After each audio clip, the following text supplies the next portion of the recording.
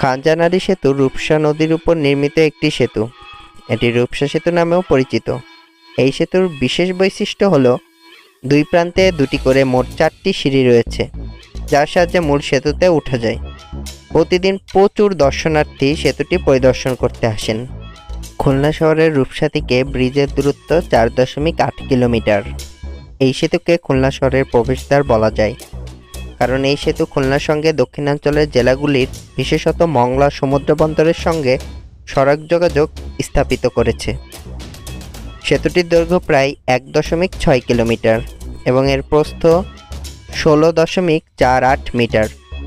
সেতুটিতে পথচারী ও অযান্ত্রিক যানবাহনের জন্য বিশেষ লেন রয়েছে। বর্তমানে এটি খুলনার একটি দর্শনীয় স্থানে পরিণত হয়েছে।